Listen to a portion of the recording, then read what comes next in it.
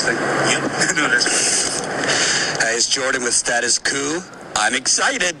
We're about to go into the Pete Buttigieg official debate watch party.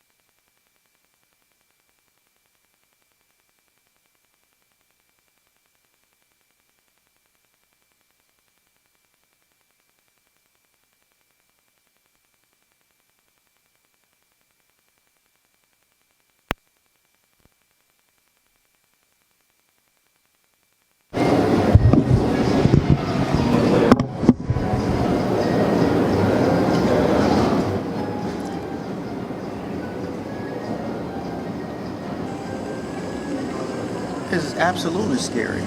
It's scary. Think about what they're doing. Wine cave. That place is beautiful, no? The place is beautiful, man, but... Yeah, while homeless people show up frozen to death down the river. Wasn't that nuts? You know, he wouldn't even open up the thing until he's like almost forced to. It's absolutely scary.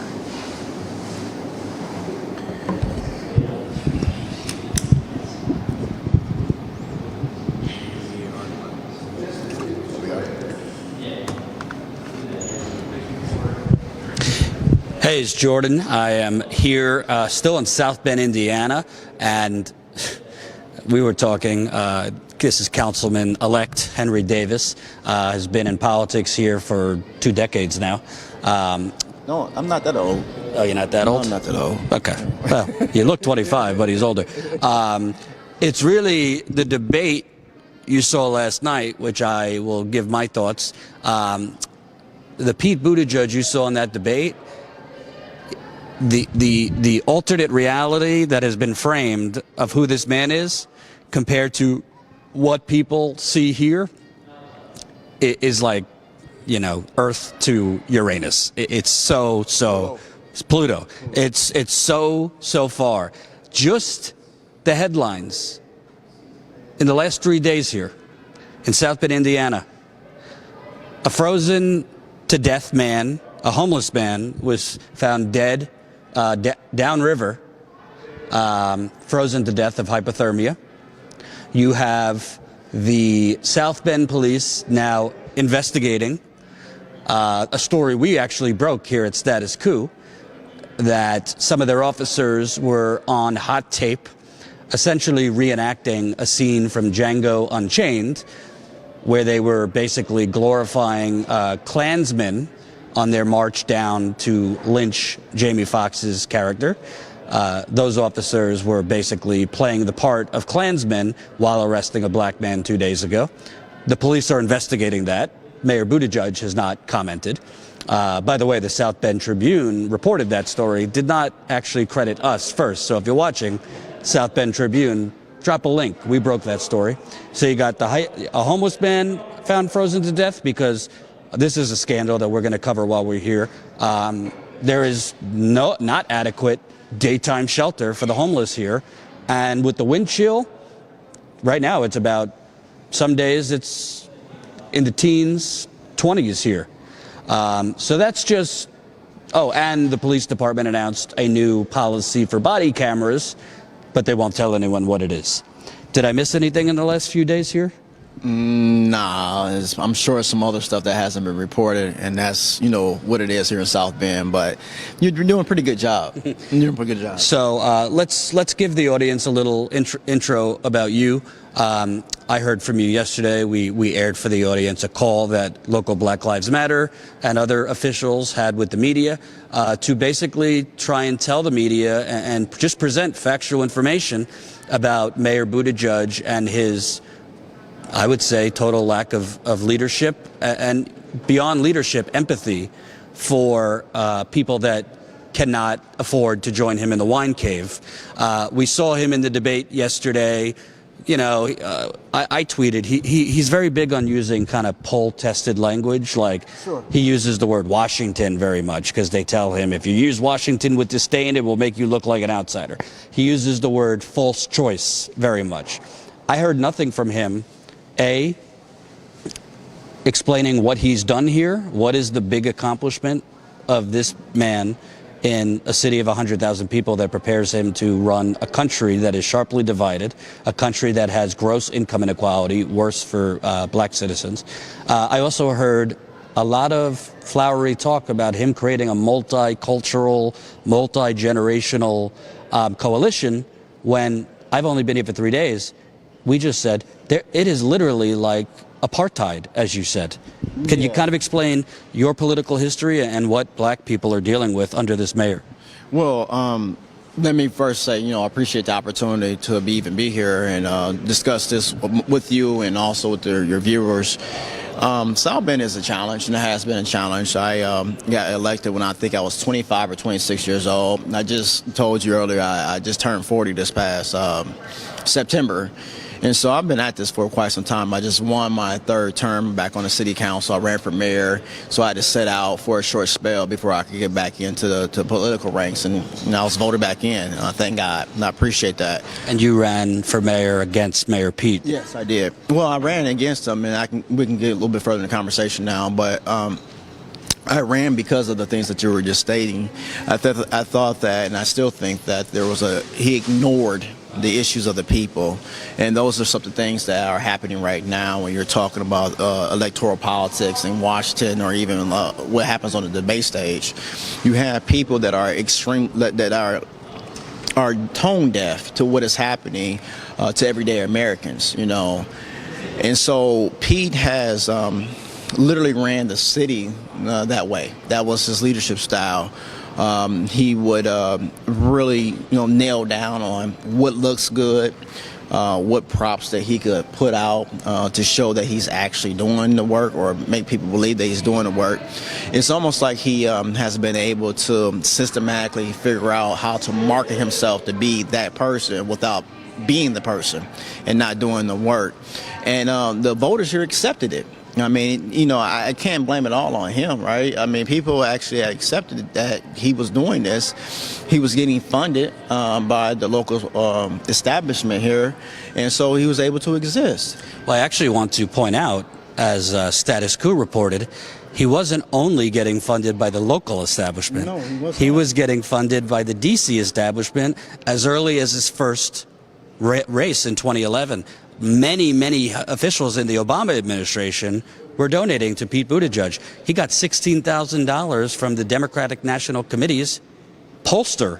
So it seems like there was this kind of grooming of Pete, like you said, as a marketing figure. Sure. And, it's not like me, myself, are unhappy about that, right? We understand that there's money in politics. We understand that it's a necessary evil, if we can define it that way. But we, as citizens, as people here in South Bend, Indiana, or even across America, are not only unhappy with that, but what we are looking for is that we need people to produce results. We need result-driven leadership. We need people who are interested in changing the poverty rate, not push it up, but push it down. The unemployment rate, not push it up, push it down. Make sure that violence is not an issue in a community such as South Bend that's smaller than most communities. We are interested in having a quality of life that we can be proud of. We want our public school corporation to be doing what it's supposed to do, and that means making sure our kids are graduating at a high level and are able to get a job after high school or go to college, get a skill perhaps, and become productive citizens in this community. We want people to have jobs to pay for mortgages and to be able to take care of families. So there is a number of things there that didn't happen over the last 7 or 8 years under his leadership. As a matter of fact, there's deficit spending. There's high violence. Again, there's high poverty. There's double-digit unemployment in the black community.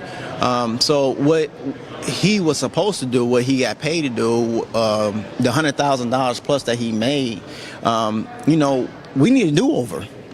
South Bend needs a do-over.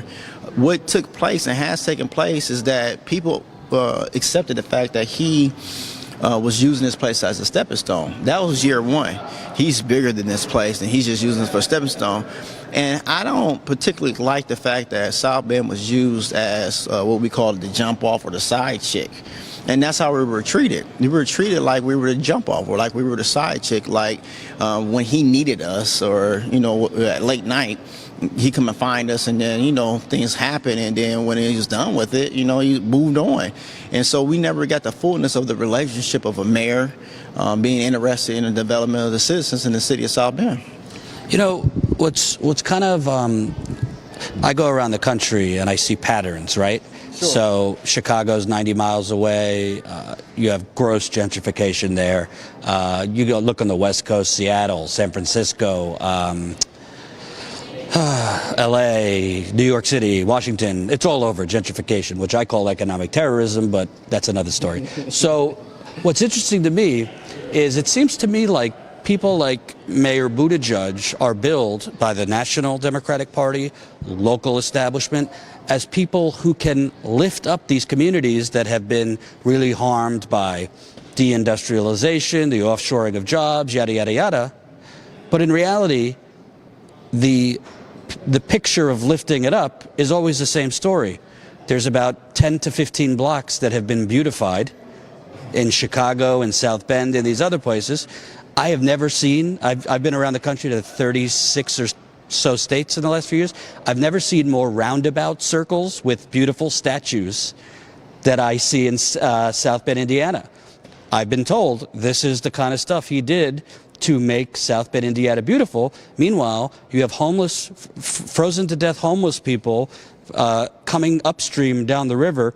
You have people, unprecedented crime, not because of, the Fox News story of these people with no family values, because there's no jobs, because people are struggling, because people are suffering. I spoke with Eric Logan's brother yesterday, the 54-year-old black man who was killed by the police department here. No body camera. He said, we're not hustling because we're bad people. We're hustling because we don't have a choice.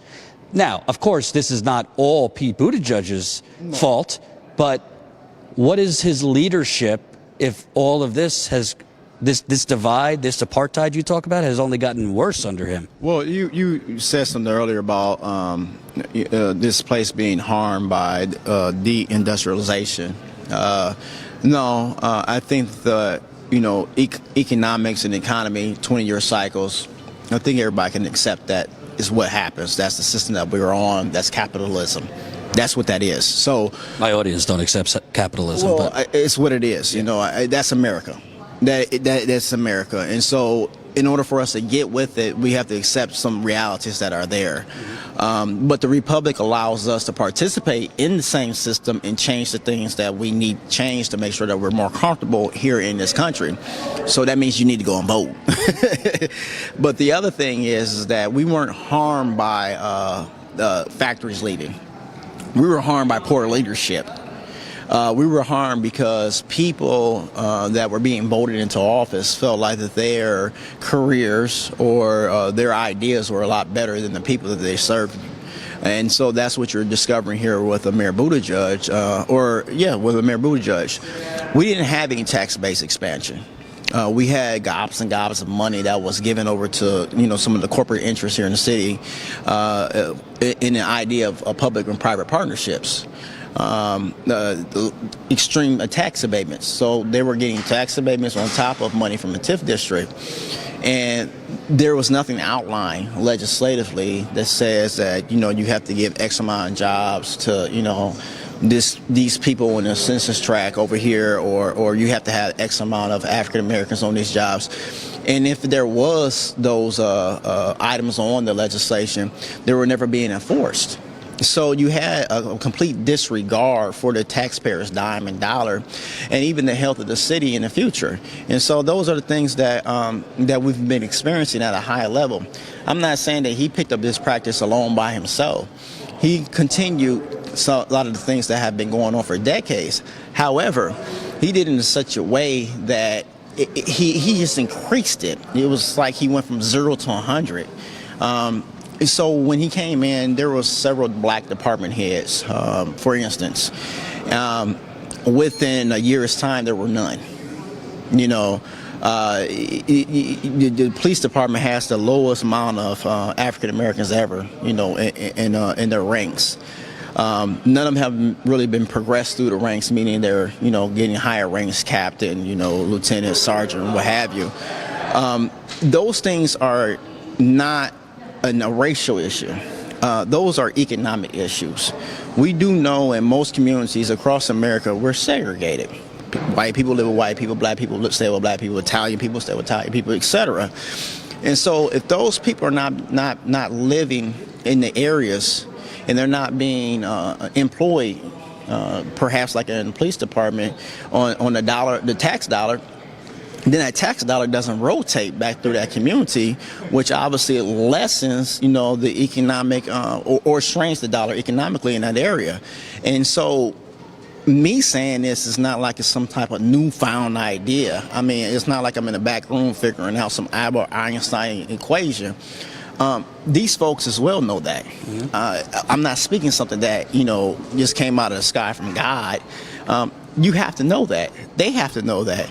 So it's almost diabolical that you extract and you make sure people are not, can't live off of those things. And then you turn around and you say, well, you guys got to pick yourself up by your own bootstraps. Well, I mean, I don't even have any boots. So how can I do that? And so the help that's supposed to be there to help move the city forward, to steer the city into the future, to make sure that we're stronger, was never there. And it's almost even worse that this gentleman is like he's under 40 years old, that he even thinks like that. That's the most scariest thing to me about it, that he even has figured out that I can move forward and become a president of the United States of America with that type of thinking and that type of rationale. That is scary to me. And what's even worse, that we have people that will sit back, won't vote, will say we're not getting involved, or they will just vote the way of the establishment because I'm comfortable doing it. So we're paying, we're not paying our debt. As a matter of fact, we're making it worse. We're compounding interest on top of that debt. And we in South Bend can't handle that anymore. The United States of America can't handle that anymore. Real quick, I just want to remind you guys, it really helps get the numbers up. Every single person watching, if you could press the like button, it's the thumbs up button right under the video. YouTube is really fudging with us. So definitely smash that like button. It's the thumbs up button. This is a super chat. Please support our reporting. I don't see many other news crews actually talking to the people and the people who will talk the truth about the mayor. There's been a lot of, let's just say, censored to PG-rated footage of and coverage of the mayor, and that's probably why he's been helped to be propped up to front-runner status in Iowa right now. So definitely support us. Jen will put the link in. We're fundraising for this specific trip, which has cost us probably over $3,000 at this point. So every dollar counts. We really appreciate it. So I want to point out, and I'm sure this isn't news to you, I noticed so many hypocrisies during his debate last night. Number one, he's attacking Trump, like all the Democrats do, for giving tax cuts to the rich, tax cuts to corporations, this and that. I totally agree. He does the same thing. You just said it. He's selling off the city to developers, gentrification, subsidies, tax cuts, corporations, wealthy donors. It's kind of like the Bill Clinton, Obama playbook. Yeah, Bill Clinton raised taxes slightly on wealthy people, but he also cut the capital gains tax down from 7% to 20%. He also deregulated derivatives. So Obama raised taxes slightly on wealthy people, but also deregulated in other areas. So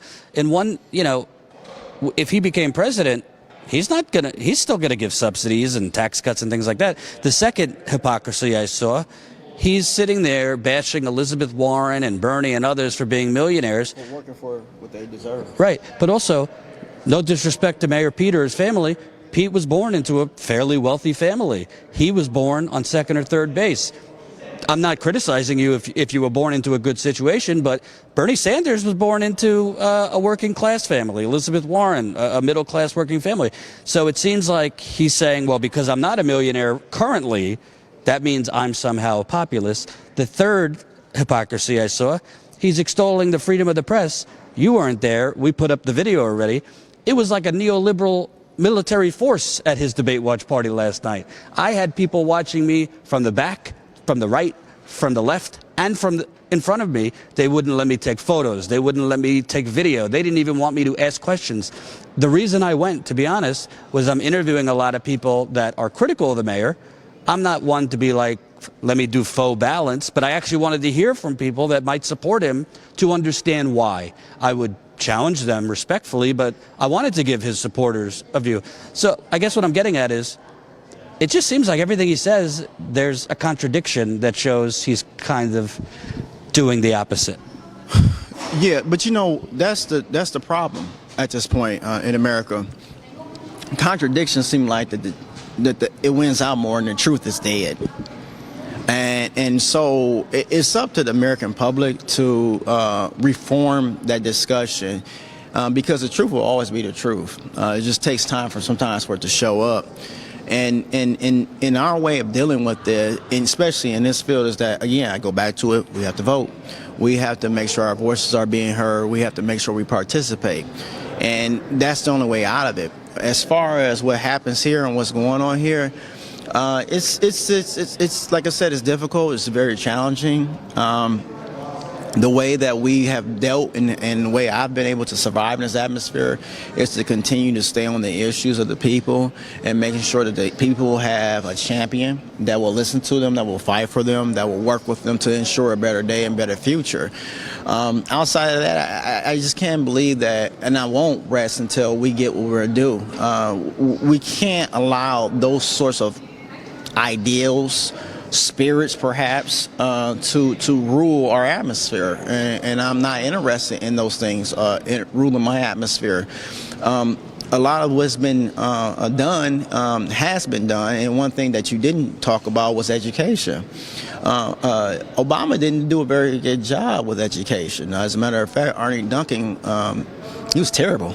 You know, I mean, you can look over there in Chicago and see what's going on over there. I mean, how do you close like 50 schools in neighborhoods where kids deserve schools? And now Michigan too. Okay, well, we have some of the same symptomatic issues here in South Bend. We're talking about, well, not we, but the school board is right now talking about closing a school that's like literally down the street from my house. Now, they're not talking about we're going to close it.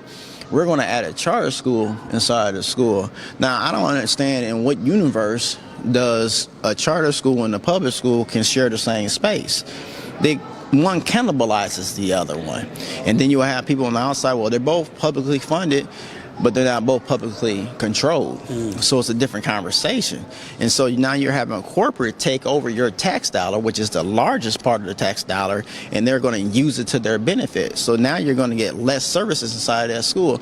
I have an 11-year-old that goes to an elementary school that's in an empowerment zone at this point because of the failed grades over the years, you know. And instead of the school corporation here restructuring the school corporation to ensure that more dollars are there and that the kids are getting the best out of their day learning environment every day, they're saying, well, hey, the tax guy over there, which is the charter school, they can come in, they can add, you know, this new program, and they can also add dollars. Meanwhile, the school corporation leadership is saying, well, yeah, that's great, we can do that. And then once they get what they need out of it, they're gone. And then the people that live here are left holding the bag. It goes even deeper than that. It goes into your tax dollar. It goes into your assessed values of your house. It goes to the assessed values of the entire community. It takes away jobs. So you're talking about reducing the amount of money that comes into an area, and then they're going to tell you how you can live later on when you can't live. The number one thing that's on most job relocation sites when necessarily the developer comes in, or even like a job is trying to, an employer is trying to relocate, is schools. What is your public school corporation like?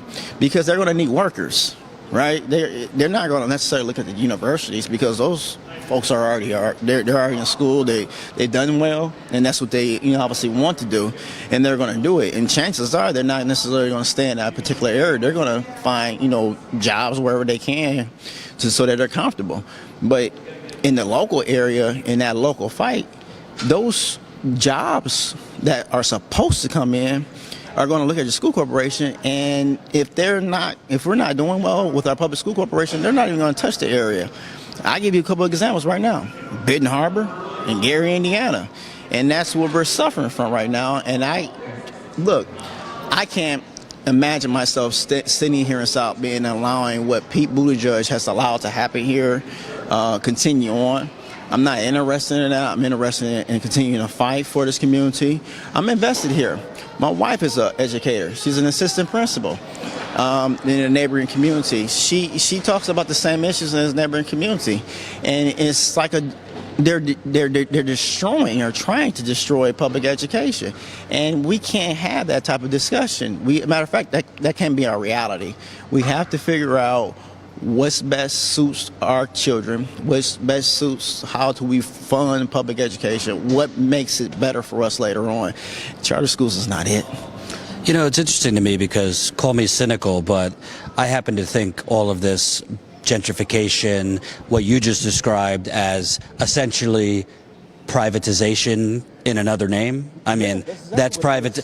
They say it's public, but it's really not publicly owned. It's a privatization scheme. It's happening all over the country.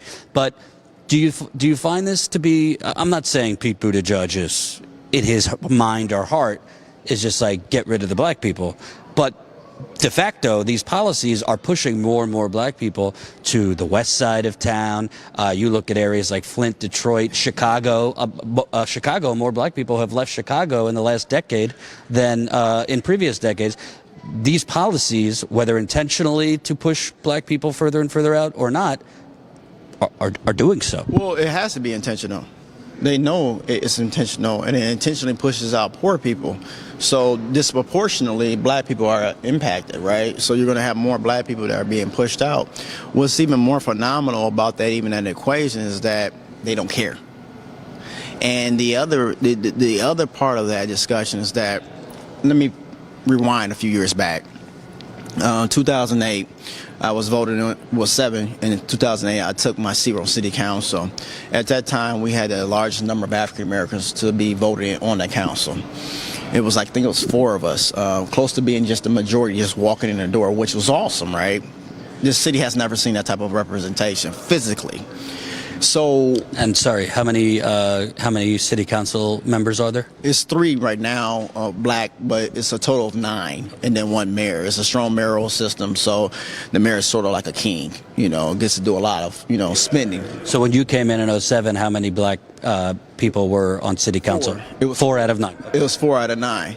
And so the idea is that, we're going to continue to build. Not that we're trying to take over, but we're participating in the system that we call the Republic, which is great.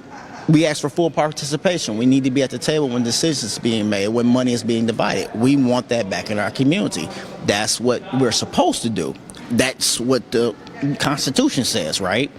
So we're interested in doing this, and somehow, some way, that thing gets broken down, not by people not getting reelected. That's not it. The gentrification is turned up. So now you're breaking down voting blocks in various areas that got the 4 on council, which could have been 5 or 6 later on. And now you're not only doing that, you're reversing how people are able to vote. So you're shutting down polling sites. Polling sites are having problems during the course of municipal elections. These things are actually happening here. I mean, if you Google it, polling sites are always like a problem, when municipal elections happen. Ballots are not being counted. Absentee ballots are being found in somebody's garage or something. Just really nutty, crazy stuff. No one's being held accountable.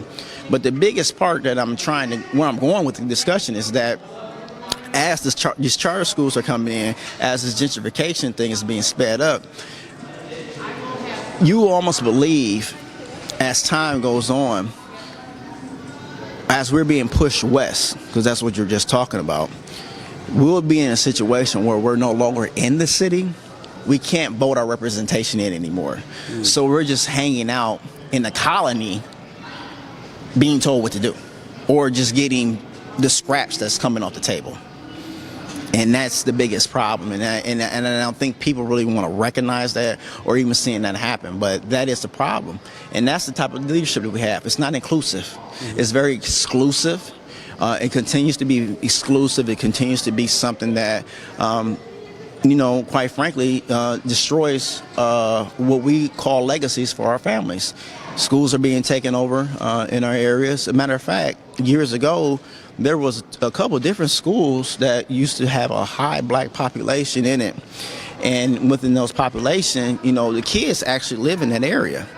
Now, there are 50 buses at one school, 50 buses at the other school. You don't see any children walking home after school. So the kids that are receiving the services at these particular schools, which are high-grade schools now because it's a magnet program, they're coming from outside the area and even outside of South Bend, being bussed in. And the kids in that area that live in the direct area across the street can't even enter into those doors. How about that? So you're seeing it happen right in front of your face, right in front of your eyes. And then, people want to talk about the crime rate. That is the crime. That the children that live in the neighborhood can access the public school institution that's right across the street from their home. They know that school can help them make out to be, American citizens that are productive. They know, because that's what we tell them, right? They know that these things are going to help produce better outcomes for them in their life. We also know if the school that's there is supporting the neighborhood, we know that the property value continues to climb. It goes higher.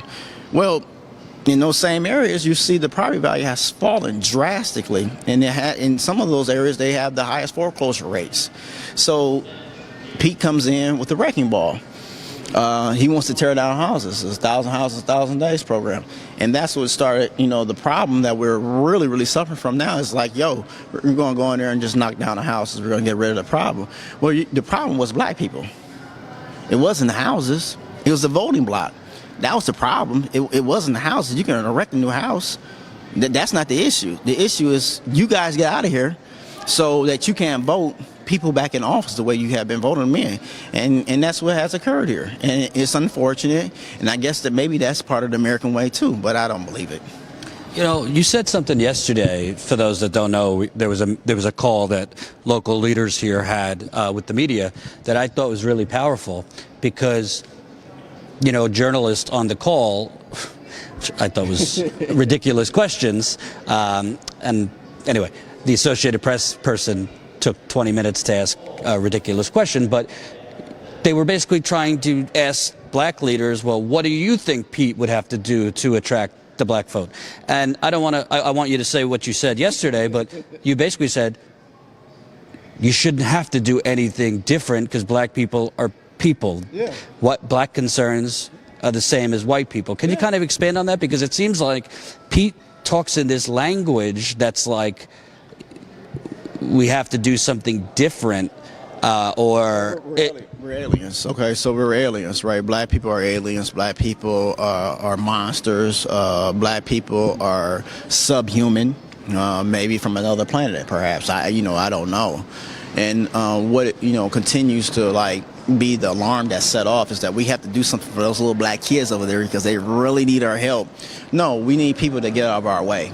We need people to do the job that they were elected to do.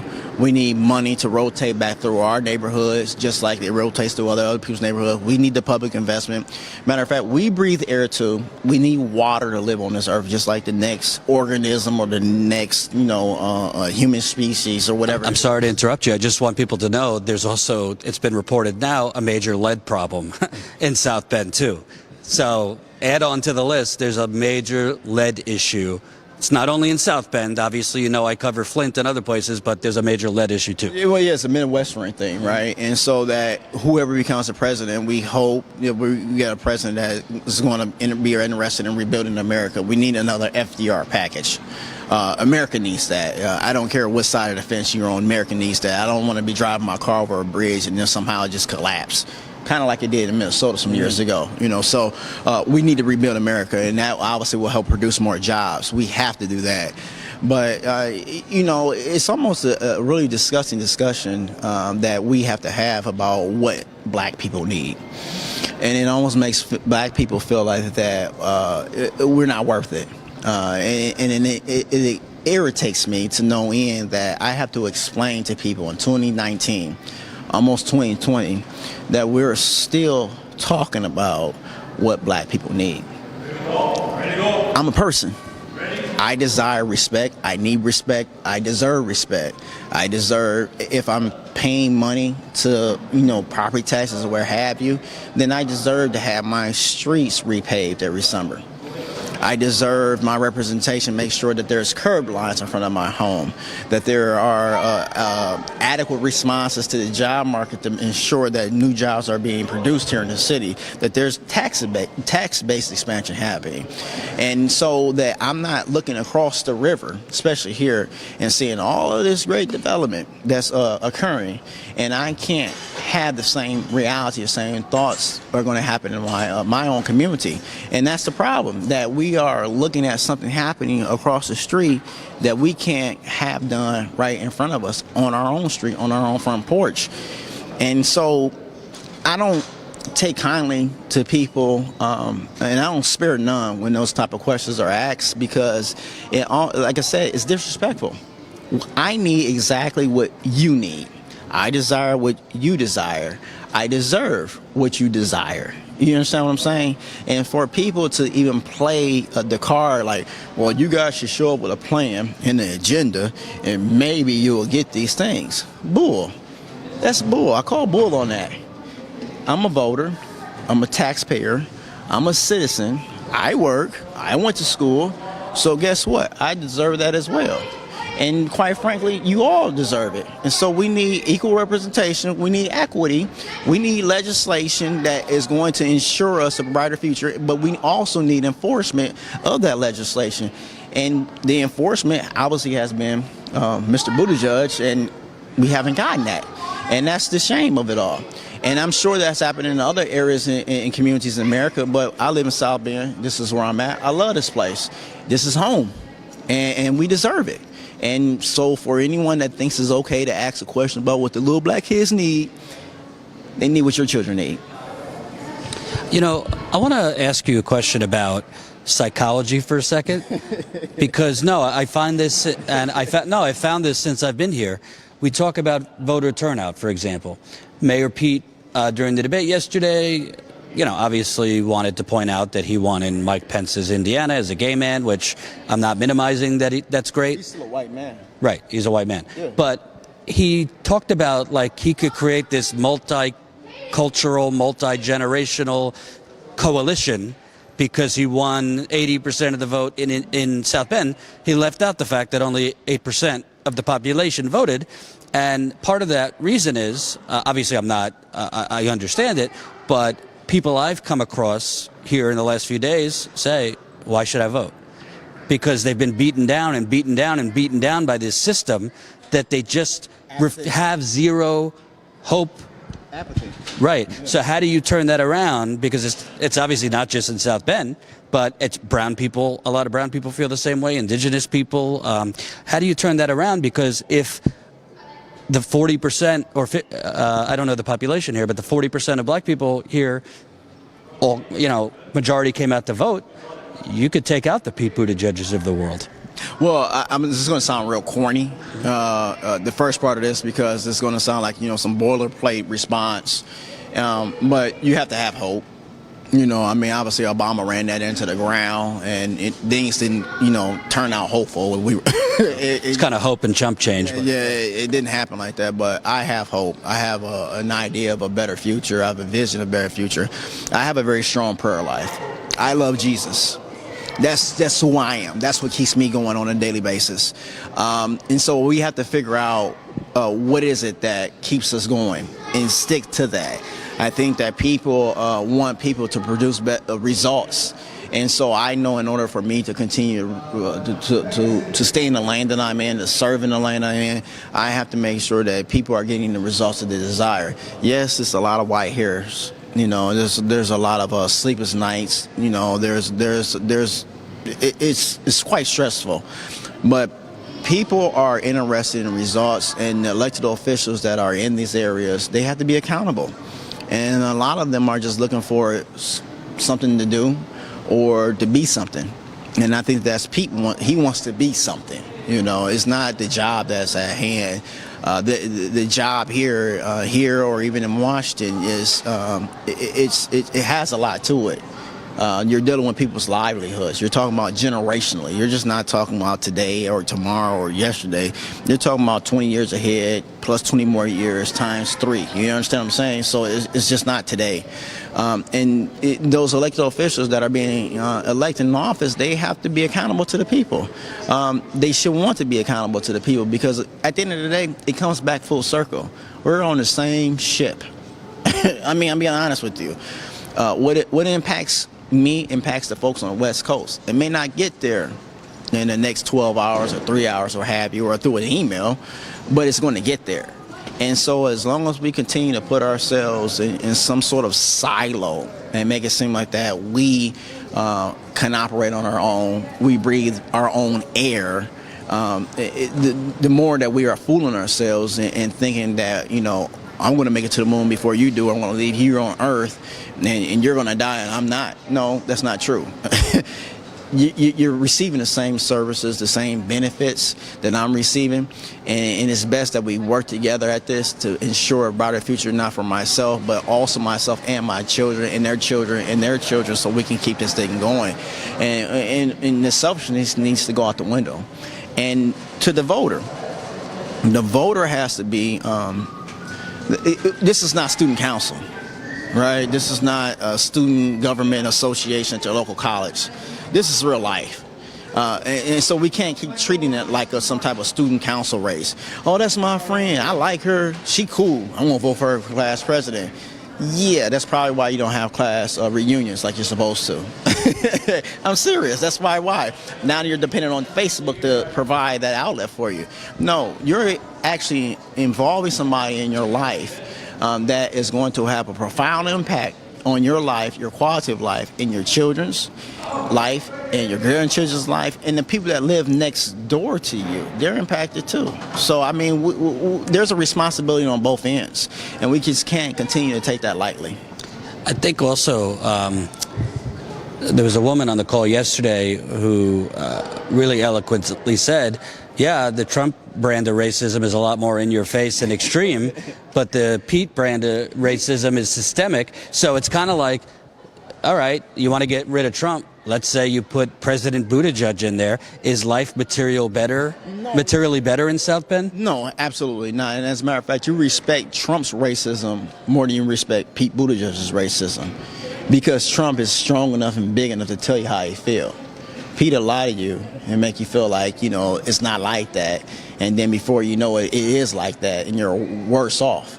So, no, I respect Trump's racism more than I respect Pete Buttigieg's racism. As a matter of fact, it makes more sense for a person to be straight up with you and then to be underhanded. And so... Also, like, helps you to know your enemy more. Well, yeah, I mean, sure. But, you know, who desires to have enemies? Right? I mean, that's nuts too. So you're looking at electoral politics in the United States of America, and you're like actually pointing to people who are supposed to be representing you as enemies. That's insane. So, you know, why even get out of bed in the morning?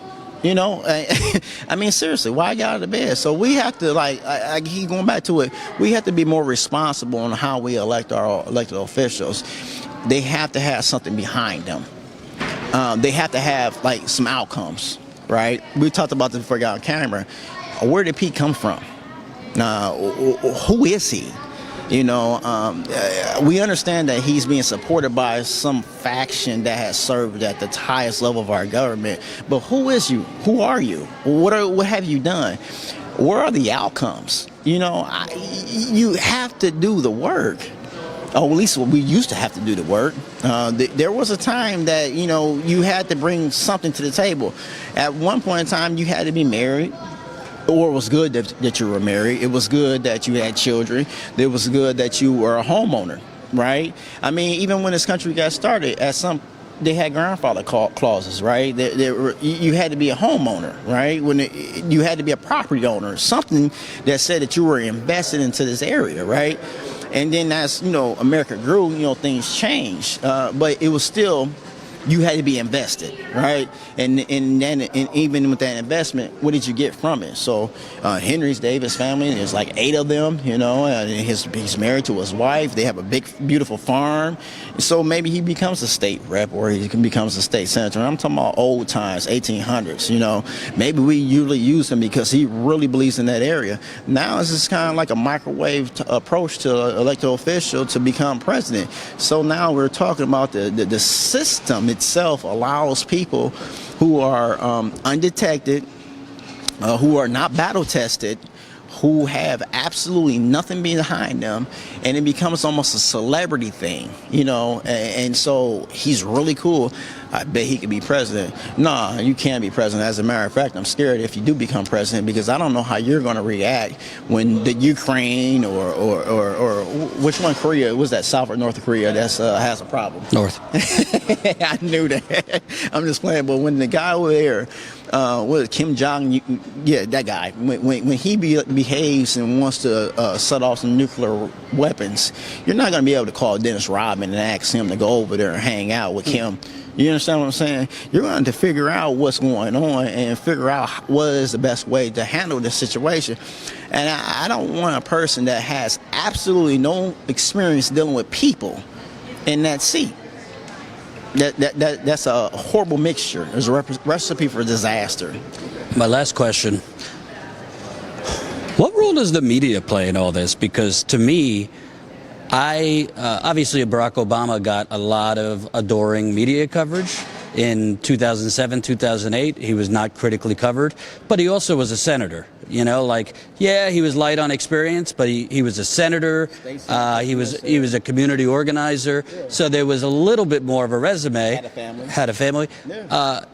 Pete Buttigieg, from what I could see, doesn't have any qualifications to run for president. I'm not just talking about the resume, accomplishments. To me, being a McKinsey consultant is not a major life accomplishment to be president. Yes, thank you for serving in Afghanistan. That's great. But the media has really helped elevate him into what he is. I mean, if Donald Trump got... But isn't that the racism in this? Isn't that the racism in it? That and I'm not a Barack Obama fan, a President Barack Obama fan. I mean, I was when he first ran for office. I think everybody got caught up. Who was it? Yeah, it was just like awesome to see a black man to be president. Yay. You know, but after that, you know, it happened, you know, it was just kind of like, dude, what are you doing, you know? But neither here nor there, we are now hearing comparisons of a Pete Buttigieg to a Barack Obama. I don't know how that happens. I don't know how that works. I don't. You're talking about this guy who has this massive resume of actually doing things and then also being elected to several different offices and even running for several different offices before he actually, you know, gained those offices. And then you have this guy that kind of like just shows up and somehow, some way he's considered to be, you know, I mean, South Bend is not like Chicago or LA or, you know, some major city that's on the map. I mean, I'm glad that everybody is paying attention to us because we do need help. But he shows up and it's all of a sudden like he's like the next Barack Obama. How? And that's the racism in it, that you can go and find somebody that's young, that's white, that's well-spoken, articulate, that seemingly has a good educational career, and he can do exactly what that black guy did. You know how hard it is to be black in America? You know how stressful it is to be black in America? I mean, I don't care if you do sell out. It is still extremely hard. You wake up with it. You look in the mirror with it, and then when you go to the TV and turn it on, you see it on there. You see it being killed. You see it being prostituted. You see all kinds of things. So it's extremely hard being black in America. And so this guy over here, the guy that grew up with a silver spoon in his mouth, that, you know, just all he had to do was schoolwork and didn't have to worry about anything else. He didn't have to worry about mom and dad coming home and it was like, well, I know the lights got turned off and we'll get it turned on tomorrow if grandmama has the money to pay for it or the water. You know, he didn't have to deal with that. He that's foreign language to him. That same person can actually show up and say, I'm just like a black person, and guess what? I can do the job too. That's like insane. That's the racism in this. And that's what, causes as much stress as people live with here in this country and even here in this local area, that people are watching this. And then people say, well, how is that? As a matter of fact, people stop watching it. They stop listening because they've seen this. And they heard this years and years before, and they're sick of the same replay, the rerun.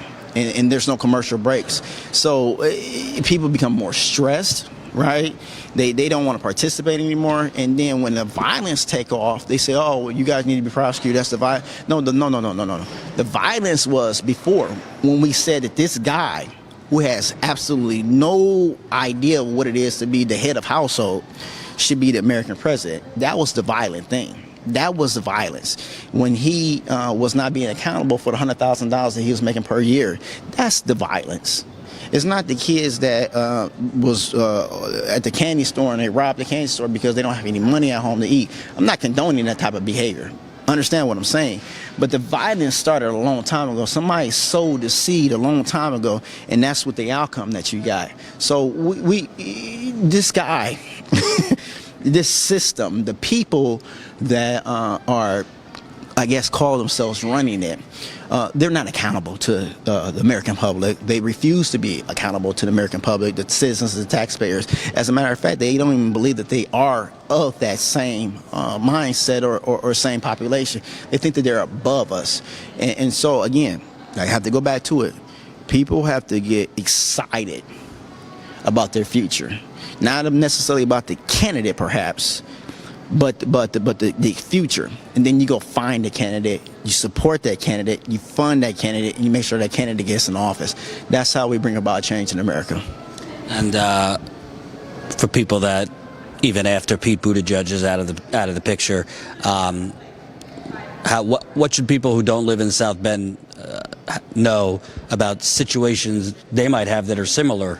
Whether they're black, whether they're poor whites, what do you advise people to do in their communities to kind of fight this basically coordinated, systemic, I say, cleansing? Well, I'm going to just be like the next person. We need to organize. I'm not going to say that. That's like that cookie cutter response. We have to figure out, again, I go back to it, what makes us tick? What do we want out of it? There has to be something that we're looking for, right? And so in understanding that's what we're looking for, we have to be very intentional about that. Well, you can't say that, Henry, on the news because they're going to come and get you. Who are they? Tell me who they is. I don't know who they is. I mean, is that some imaginary people in the atmosphere, or is that John Smith over there, or Luther Taylor, or Tate, or whoever that may be? I don't know who that is. And so, and why, when I speak my truth and my reality, does that cause harm to them?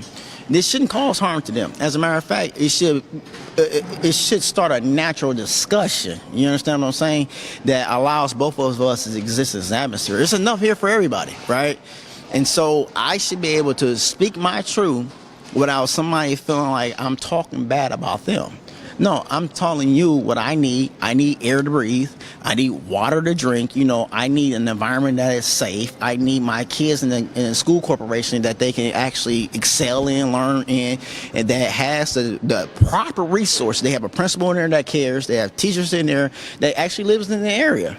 And they understand the plight of the children in that area. They understand the tax base is being expanded. My parents, my kids, they have jobs. They can go and work. The teen unemployment rate is down because they have places they can go and work. The mom and dad have jobs where they can go and pay for a mortgage and they can take care of their kids. The kids matter of fact, they don't have to go to Salvation Army anymore to buy Christmas clothes. They can go to the local store and buy those clothes. Oh my God, Mr. John Smith has a small business now, right? So we can go and support him. You have an active community that is engaged, that is helping each other build, and it is building. That's what people are desiring. That's what they need. That's what they want. And that's what makes America great, right? And so we have the opportunity, but people have to realize that they have that opportunity to sit down and iron out how that works, who they're going to support, and not expect it to be a microwave that it happens overnight. It doesn't happen overnight. This is generational. It didn't get this bad overnight. You know, it took time to get here. Now it's going to take time to progress it in a different direction that is satisfying to the voters, to the people, the American public. Thank you, sir. Appreciate it. Hey, man, not a problem. I appreciate it. Henry Davis, city councilman.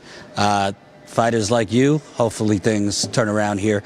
We'll be doing interviews here throughout today. We actually, there's a big, I guess like a town hall or local meeting Saturday night. We're going to be live streaming it here, a community meeting on a lot of the issues. I believe Eric Logan's brother, Tyree, is holding it, but there's some other local leaders involved. Black Lives Matter. Yeah. Anyway, so we were actually going to leave on Saturday. We decided to stay, which cost us $800 because we had to change our flights. But we're staying because we don't think there's going to be much other. There might be local media there, but from what I hear, the local media here is essentially just an organ of city government and basically does press releases. No, the establishment. They're the organ of the establishment. It's almost like a bubble with our media here. I didn't know, and I didn't get into politics because I thought that, you know, this was going to be like some type of apartheid situation, or even Nazi Germany with the idea that they can sell a narrative about a person and then everybody, you know, sort of like believes it, or they'll sell a narrative about the water. You just said something about the water, the pipes not being bad, and you know darn well those pipes are bad. These kids are going to the doctor, or they having all these learning disabilities that are attributed to lead, right? But that's just that house. You know, or that's just kind of like the people that go to that school. No, that means it's widespread, man. And so that has been our media, and God bless them. But they have to do better. They have to do a lot better. I don't know who agenda that they're on or what they think that they're going to get away with, but you sow a seed, you reap a harvest. And that's just how this thing works. There's nothing on this earth that's not produced by a seed. And there's fruit that comes out. It's bad fruit or it's good fruit. You know, it's your choice. I agree. So we'll be doing some other interviews today. You could help fund this kind of reporting. This trip is not cheap. Jen will put the link in. It's statuscoup.com/Jordan in South Bend. So that's statuscoup.com/Jordan in South Bend. I would love to raise as much money as we can over the next few days. So also, we posted this morning a little recap of our coverage of the Buttigieg debate watch party last night. A hint, we got a few pictures, some audio, and that was it because they wouldn't let us cover anything. So when Pete talks about, extolling the virtues of freedom of the press, apparently his campaign doesn't agree with that. They didn't want us to show anything inside that debate watch party, probably because there was more people at the local park bench here homeless than actually inside. There was only 24 people inside this debate watch party, mostly white. My guess is 45 and older was the majority demographic there. God bless them. But, you know, if you're running for president, why can't journalists be in your watch party, cover it, and ask you questions? Doesn't make much sense. So that video's up. We have other videos with interviews we've done over the last few days. Also, very, very important. I know that this sounds tedious and logistic. If you have not signed up for our text message alert system, YouTube is suppressing the hell out of us. So I've already seen messages where, I didn't get a notification from YouTube, but I got the text. That's why we're doing the text, because you cannot rely on YouTube. We have almost 67,000 subscribers, wow. But the majority are not getting notified when we're live or when we post videos. All it takes is for you to go to the text message icon on your phone, dial 474747. Dial 474747. I know you're going to do it. Do it right now. And type in Coup, C-O-U-P. It don't cost you anything. It will add you to our text alert system. So then when we're not going to text you, C-O-U-P. Right. We're not going to text you like, hey, we just woke up, want to go to the mall? We're texting you to tell you when we're live. We're texting you to tell you when we've broken a story, send you a nice holiday regard. Join our text system, because this is how you get around this YouTube is owned by Google, suppression of independent outlets. I don't know if you know about that. They've been suppressing. You just told me something. Yeah. So join it. I think we have like 350, 400 people on the text alert system. We got to get that up easy, over 1,000, lickety split. And lastly, he just joined. Lastly, if you haven't signed up as a member, that's what we want. Statuscoup.com/join. Unlike other outlets that ask you to give them money and then give you 24/7 Donald Trump and the Russian boogeyman, we are out in the trenches with the people where we need more journalism, more reporting. So statuscoup.com/join. It's the best gift you could give yourself or others. You could join as low as $5 a month. Thank you for watching. We'll probably be live a little bit later, and thank you. Thank you. Hi, Mom. We off. I appreciate it, man. I don't get the chance.